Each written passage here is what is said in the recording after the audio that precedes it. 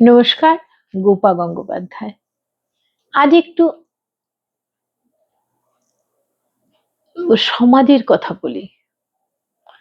আমরা তো সমাজবদ্ধ মানুষ, সমাজের মধ্যে বাস করছি। নতুন নতুন স্বপ্ন বুনে দিতে চেষ্টা করছি আমাদের বাচ্চাদের চোখে, আমাদের উত্তর প্রজন্মের চোখে।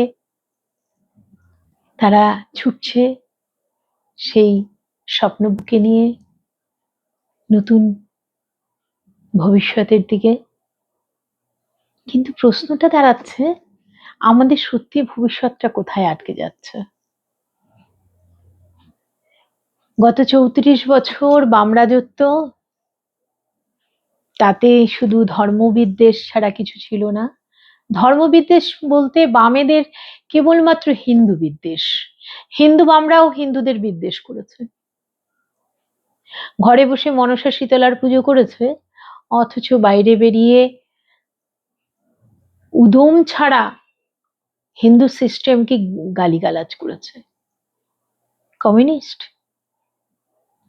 আমার এইসব কমিউনিস্টদের ধরে ধরে জিজ্ঞেস করতে ইচ্ছে করে, ওনারা কমিউনিজমের বই কটা পড়েছেন? ওনারা জানেন কি কার্ল মার্কস খায় না মাখে? জানেন না।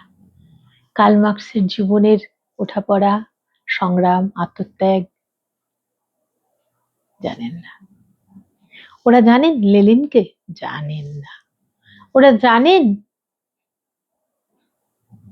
স্টালিনকে? জানেন না। কিচ্ছু জানে না।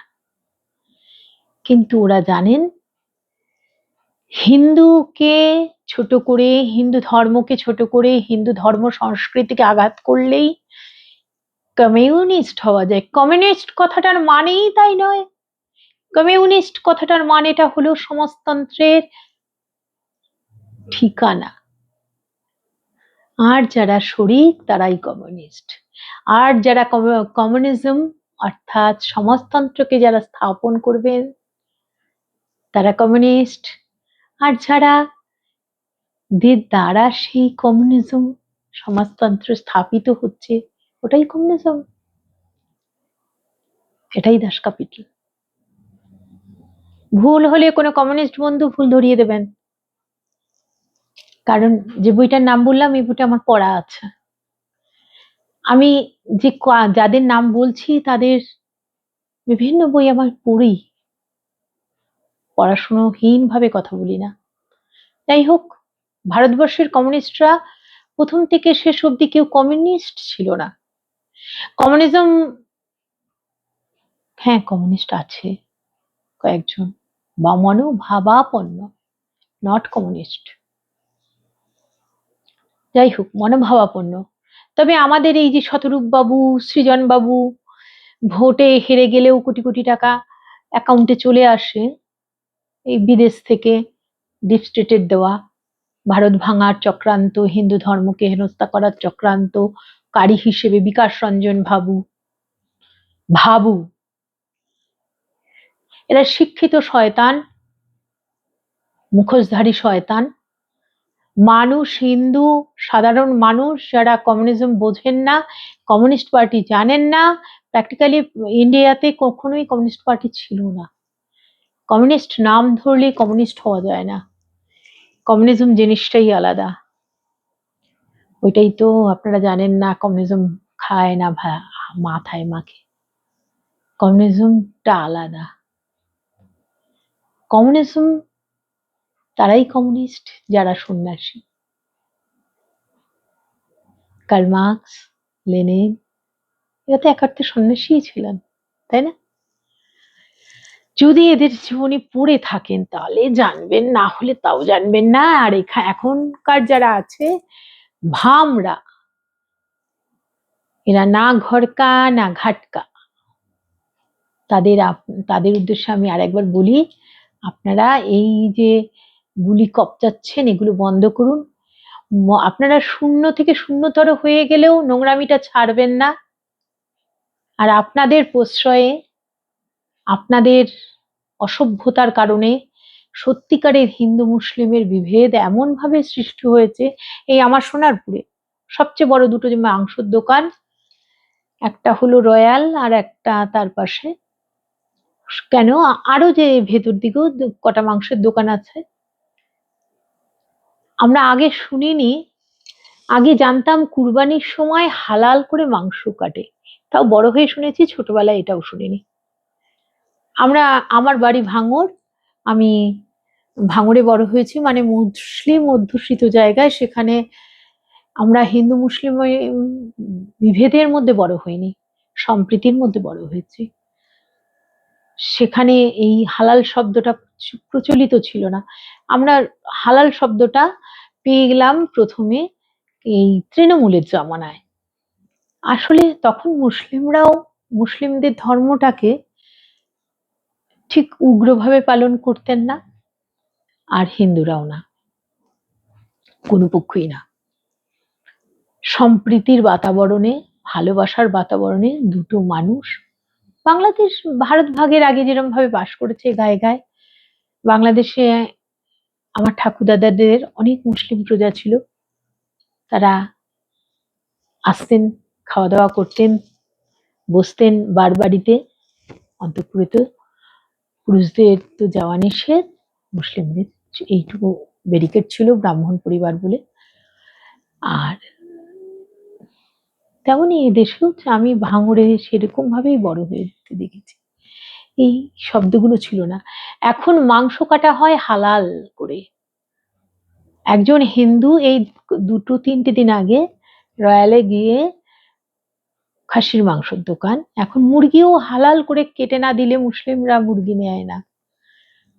হালাল নির্যাতন করে একটা প্রাণীকে কাটতে হয় 2.5 তবে সে শুদ্ধিকরণ হয়। আচ্ছা, এটা তো মুসলিম ধর্মের জন্য, আমাদের জন্য নয়। যখন একজন মুসলিম, যত কসাই আছে মুসলিমদের, ওই যে ফিরহাদ হাকিম বলেছেন না, সারি সারি সাদা টুপি পরলেই তারাই হলো ভাগ্যবান, হিন্দু হলেই দুর্ভাগ্যবান। আমি মনে করি এই মুসলিমরা সেই দুর্ভাগ্যবান যারা, সমস্ত ভারতবর্ষে যত কসাই আছে ম্যাক্সিমামটাই মুসলিম। হিন্দুরা কসাই হয় না, কারণ অত নির্মমতা ওদের মধ্যে নেই তো। আমাদের মধ্যে নির্মমতাটা কম। একটা প্রাণীকে কেটে ছাল ছাড়িয়ে তারপরে বিক্রি, নিশ্চয়ই হিন্দুরা মাংসভোজী। হিন্দুরা যদি পরিত্যাগ করতে পারে মুসলিম দোকান থেকে কেনাকাটা, মালদায় যেরকম ভাবে বলেছিল হিন্দুদের বিক্রি করতে দেওয়া নিষিদ্ধ দোকানে মালপত্র, এবং বাংলাদেশ থেকেও একটা ইস্তাহারে এসেছিল যে হিন্দুদের মালপত্র বিক্রি না করলে হিন্দুরা বয়কট করো, জেহাদ ঘোষণা করো। আমি সব হিন্দুদের বলবো, আপনারা মুসলিম দোকান থেকে কেনা বন্ধ করুন ফল আর মাংস। তাহলে কটা মুসলিম কিনে খেতে পারে বলুন তো খাসির মাংস, এই যা দাম। মুসলিম তো ম্যাক্সিমাম প্রভার্টি ক্লাস। তার কারণ হলো সিপিএম আর তৃণমূল।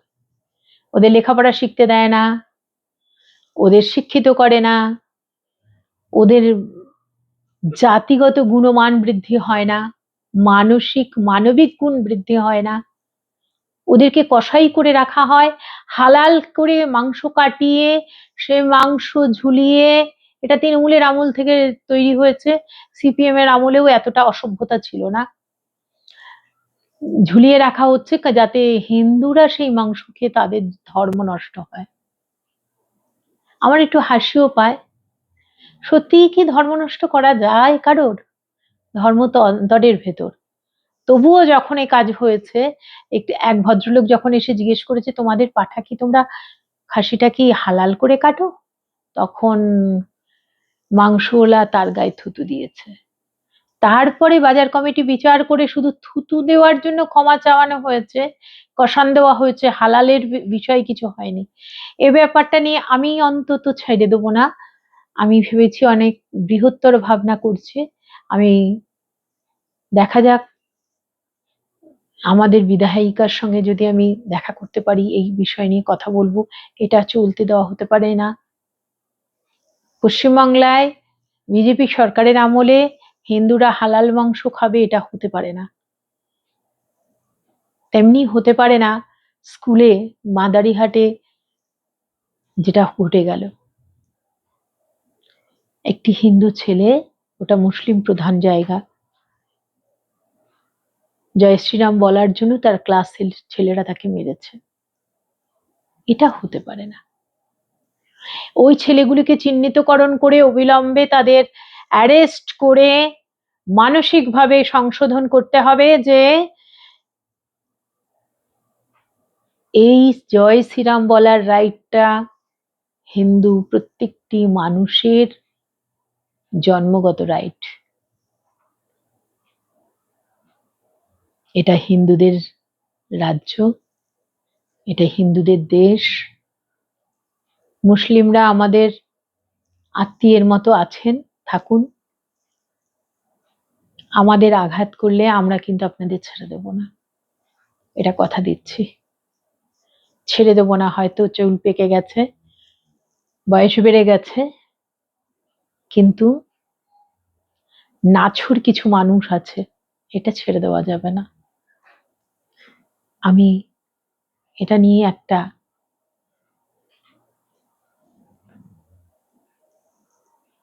ভাবনা চিন্তা করছি। সত্যি সত্যি আমি হিন্দু, আমার চারপাশের প্রতিবেশীদের সঙ্গেও কথা বলবো যে এটা চলতে পারে না। যাদের হালাল মাংস খেতে হবে তাদের জন্য আলাদাভাবে হালাল করে কেটে বিক্রি করুন, আপত্তি নেই। হিন্দুদেরটা যেরকম করে কেটে বিক্রি করে সেরকম ভাবেই করতে হবে। হিন্দুরা হালাল মাংস খাবে না, আর এমনি কাটা মাংস মুসলিমরা খাবে না, তাতে কিছু যায় আসে না। কিন্তু এই জিনিসটা চলতে পারে না। শুধু এটা আমার সোনারপুরের কথা নয়, খুঁজে দেখলে দেখা যাবে গোটা পশ্চিমবঙ্গেই এই হালাল মাংস খাচ্ছে হিন্দুরা। হিন্দুদের আমি বলবো, আপনারা মাংস খাওয়া পরিত্যাগ করে দিন,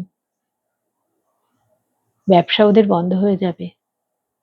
ওরা আমাদের কি ত্যাগ করতে পারে? ওরা আমাদের কি করতে পারে? ওরা আমাদের এক ঘরে করতে পারে না? আমরা ওদের পারি। ওরা কত পার্সেন্ট, আমরা কত পার্সেন্ট? এখন বিজেপি সরকার। নমস্কার, এই অবধি। হিন্দু ঐক্য জয় হোক, জয় শ্রীরাম বলি এই ভিডিওটা আমি শেষ করব। সাধারণত আমি এই ধরনের রুড ভিডিও কখনো করিনি, কিন্তু ঘটনা পরিস্থিতি এমন জায়গায় যাচ্ছে যাতে এই ব্যাপারে কথাগুলো এভাবেই বলতে হচ্ছে। প্রত্যেকটা মানুষের এর জন্য সমানভাবে উদ্যোগী হয়ে উঠতে হবে, না হলে এগুলো কিছুতেই থামানো যাবে না। মন্ত্রীরা সবকিছু থামাতে পারে না, থামাতে হলে সাধারণের সমস্ত টুকিটাকি থেকে অনেক বড় বেশি জিনিসটাও সাধারণ মানুষকে উদ্যোগী হতে হয়। সাধারণ মানুষ আজ উদ্যোগী হয়েছে বলে পশ্চিমবঙ্গে তৃণমূল সরকার পড়ে গেছে, বাম নিশ্চিহ্ন হয়ে গেছে, তৃণমূল নিশ্চিহ্ন হয়ে গেছে, দল ভেঙে গেছে, বিজেপি গভর্নমেন্ট এসেছে। মানুষ চেয়েছে বলে, আবার মানুষ চাইবে বলেই চাইলেই মুসলিমরা হালাল করে খাসি কেটে ঝুলিয়ে হিন্দুদের বিক্রি করতে পারবে না, থুতু দেওয়ার সাহসটা জোগাবে না। ওদের জিভ ছিঁড়ে দিন যে থুতু দিতে আসবে। আর মাংস খাওয়াটা নয় কিছুদিনের জন্য বন্ধই রাখলেন, দোকানগুলো বন্ধ করে দিতে হবে, বয়কট করুন। ওদের রুটি রুজিতে টান পড়লে এমনি সিধে হয়ে যাবে। নমস্কার।